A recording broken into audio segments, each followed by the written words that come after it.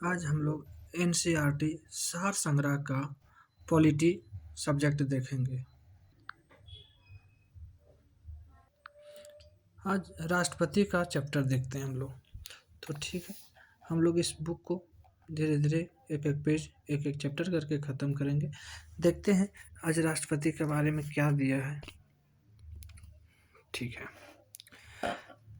राष्ट्रपति पद की अर्हताएं अनुच्छेद 58 में बताया गया है।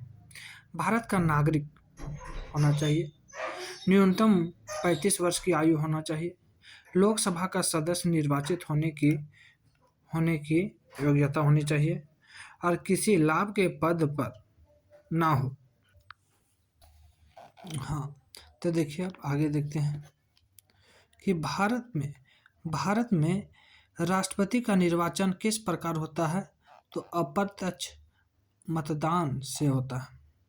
बोले तो अनुपातिक प्रतिनिधित्व से एकल संक्रमणीय मत पद्धति द्वारा होता है। ठीक है, भारत के राष्ट्रपति के चुनाव में मतदान कौन करता है। बोलता है कि भारत के राष्ट्रपति के चुनाव में मतदान कौन करता है। तो ये राज्यसभा करता है, लोकसभा का सदस्य करता है और राज्य और केंद्र शासित प्रदेशों की विधानसभाओं के निर्वाचित सदस्य वोटिंग करते हैं। ठीक है, अब भारत के राष्ट्रपति उम्मीदवार के प्रस्ताव का अनुसमर्थन कम से कम कितने सदस्य द्वारा किया जाना चाहिए।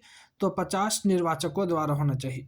ठीक है, आगे देखते हैं कि भारत में राष्ट्रपति का चुनाव एकल हस्तांतरणीय मत प्रणाली द्वारा किया जाता है। ठीक है, हम लोग देख रहे हैं कि भारत में जो राष्ट्रपति का चुनाव एकल हस्तांतरणीय मत प्रणाली द्वारा किया जाता है। अब आगे है कि राष्ट्रपति के निर्वाचन में किसी राज्य के मुख्यमंत्री किस स्थिति में मतदान करने के लिए पात्र नहीं होंगे।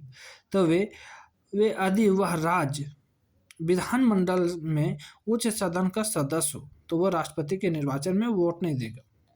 अब नेक्स्ट क्वेश्चन है कि कौन राष्ट्रपति निर्वाचन मंडल का तो भाग है परंतु उसका महाभियोग में भाग नहीं लेता है। तो इसका आंसर होगा राज्यों के विधानसभाएं।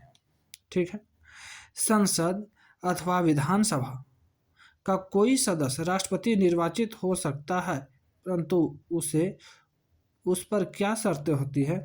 इसका आंसर है निर्वाचित होने के उपरांत उसे अपनी सदस्यता छोड़नी होती है। नेक्स्ट क्वेश्चन है कि संसद के लिए राष्ट्रपति का अभिभाषण कौन तैयार करता है। तो केंद्रीय मंत्रिमंडल करता है। नेक्स्ट क्वेश्चन है कि राष्ट्रपति की मृत्यु, पद त्याग अथवा हटाए जाने पर पद की रिक्तियां को 6 माह के समय सीमा के भीतर भरना होता है। सही बात है। नेक्स्ट क्वेश्चन देखिएगा कि भारत के राष्ट्रपति चुनाव में उत्पन्न विवाद का निपटारा कौन करता है। तो ये सर्वोच्च न्यायालय करता है। भारत के राष्ट्रपति को उसके कार्यकाल की समाप्ति से पूर्व किस प्रकार पद से हटाया जा सकता है। तो महाभियोग द्वारा हटाया जाता है।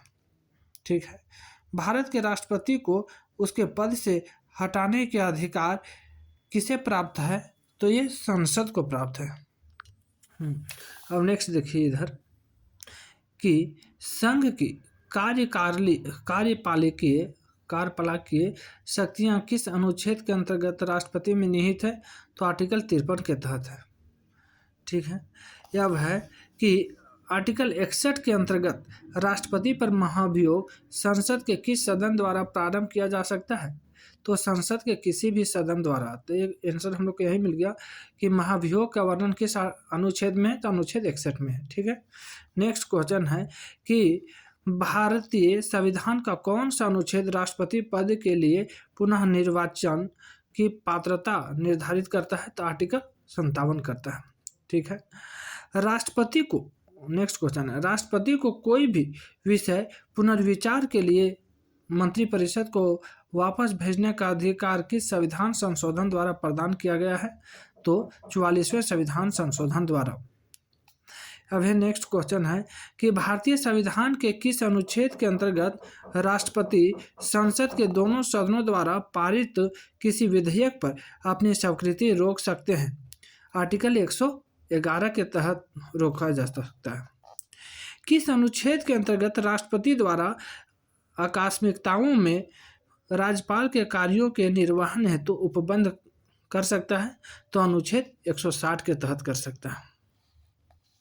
नेक्स्ट देखिएगा कि राष्ट्रपति से संबंधित महत्वपूर्ण अनुच्छेद कौन कौन है। आर्टिकल 52 में भारत का राष्ट्रपति का वर्णन है। आर्टिकल 52 कहता है कि इसमें भारत के राष्ट्रपति का वर्णन है।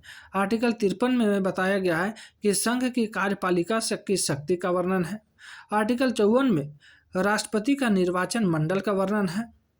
आर्टिकल 55 में राष्ट्रपति के निर्वाचन की रीति का वर्णन है। आर्टिकल 56 राष्ट्रपति की पदावधि का वर्णन है। आर्टिकल 57 में पुनर्निर्वाचन के लिए पात्रता का वर्णन है। आर्टिकल 58 में राष्ट्रपति निर्वाचित होने के लिए अर्हताएं हैं। ठीक है। आर्टिकल 59 में है कि राष्ट्रपति पद के लिए शर्तें। आर्टिकल 60 में बताया गया है कि राष्ट्रपति द्वारा शपथ या प्रतिज्ञान का वर्णन है। आर्टिकल 61 क्या बताता है कि आर्टिकल 61 राष्ट्रपति पर महाभियोग चलाने की क्रिया का वर्णन है। अब आर्टिकल 62 में है कि राष्ट्रपति का पद रिक्त होने की स्थिति में उसे भरने के लिए निर्वाचन करने का समय और आकस्मिक रिक्ति को भरने के लिए निर्वाचित व्यक्ति का पदावधि। ठीक है। अब आर्टिकल 72 क्या बताता है कि क्षमा आदि की और कुछ मामलों में दंडादेश के निलंबन, परिहार या लघुकरण के राष्ट्रपति की शक्ति का वर्णन करता है। आर्टिकल 73 में बताता है कि संघ की कार्यपालिका की शक्ति का विस्तार है। आर्टिकल 73 क्या बताता है कि संघ की कार्यपालिका शक्ति का विस्तार है। अब नोट में देखिएगा, नोट में बताता है कि राष्ट्रपति को मृत्यु दंड के मामले में क्षमादान करने की शक्ति प्राप्त है, किंतु राज्यपाल के पास यह शक्ति नहीं है। हाँ, हम नेक्स्ट देखिएगा। ठीक है। सर्वोच्च न्यायालय के न्यायाधीश को उसके पद से हटाने का अधिकार किसे प्राप्त है? तो राष्ट्रपति को प्राप्त है। ठीक है।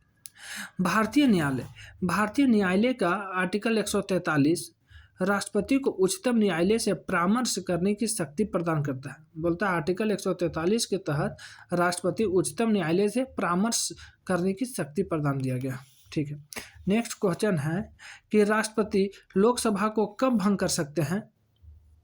तो ये केंद्रीय मंत्रिमंडल की अनुशंसा पर कर सकते हैं। नेक्स्ट क्वेश्चन है कि लोकसभा और राज्यसभा के संयुक्त अधिवेशन किसके द्वारा आहूत किया जाता है? तो राष्ट्रपति के द्वारा किया जाता है। नेक्स्ट क्वेश्चन देखिएगा कि भारत के राष्ट्रपति ने किस एकमात्र मामले में जेबी वीटो की शक्ति का प्रयोग किया था? तो भारत डाकघर विधेयक, कब? 1986 में। ठीक है। नेक्स्ट देखिएगा कि भारत का राष्ट्रपति संसद के दोनों सदनों की चर्चा में भाग नहीं ले सकता है। भारत का राष्ट्रपति संसद के दोनों सदनों की चर्चा में भाग नहीं लेते हैं। ठीक है। अब आगे है कि किसी भौगोलिक क्षेत्र को अनुसूचित क्षेत्र घोषित करने का संवैधानिक अधिकार किसे प्राप्त है? तो ये राष्ट्रपति को प्राप्त है। ठीक है। अब देखिएगा कि राष्ट्रपति द्वारा नियुक्त अधिकारी कौन कौन है। राष्ट्रपति किसको किसको नियुक्त करता है? तो पहला तो करता है कि प्रधानमंत्री एवं केंद्रीय मंत्री। उसके बाद राज्यों के राज्यपाल का भी नियुक्ति राष्ट्रपति करता है। नेक्स्ट है वित्त आयोग व राज्यसभा आयोग के अध्यक्ष एवं सदस्य की नियुक्ति करता है। नेक्स्ट है उच्चतम न्यायालय और उच्च न्यायालयों के न्यायाधीश का नियुक्ति करता है।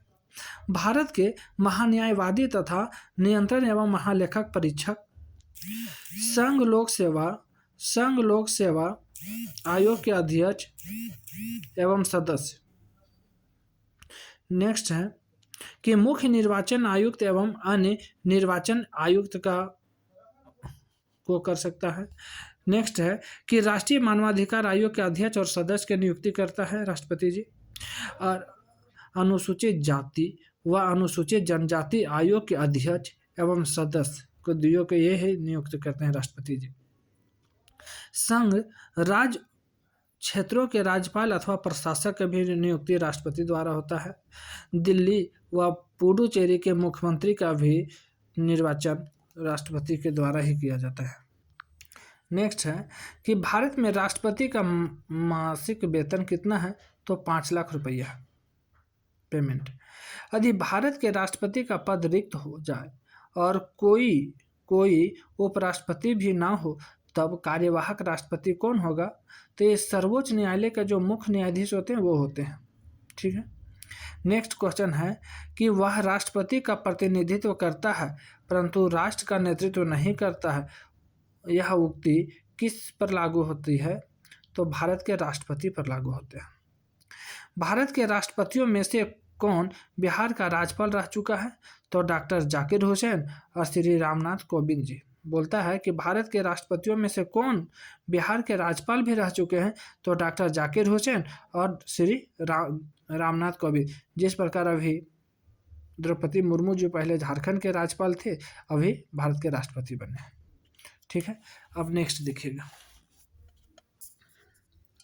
कि राष्ट्रपति के प्रसाद पर्यंत पद धारण करने वाले अधिकारी कौन कौन होते हैं, तो संघ के मंत्री होते हैं, राज्य के राज्यपाल होते हैं और भारत का महान्यायवादी आदि।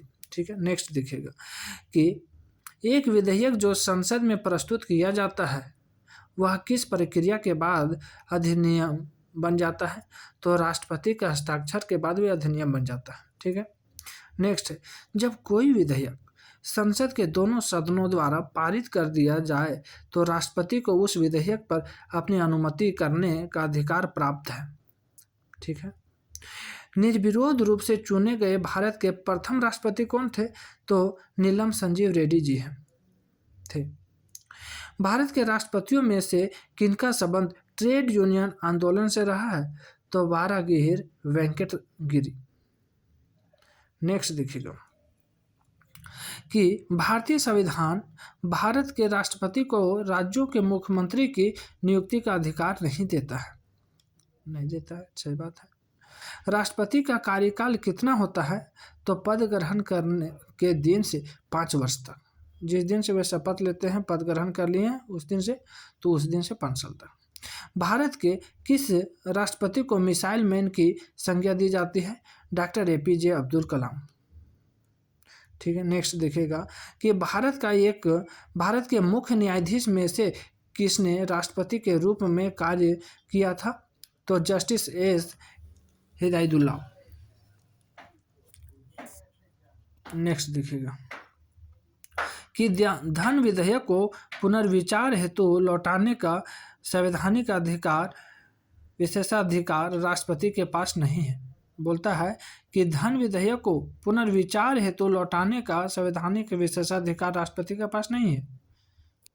श्री रामनाथ कोविंद का भारतीय गणतंत्र के राष्ट्रपति के रूप में कौन सा क्रम था, तो 14वां था।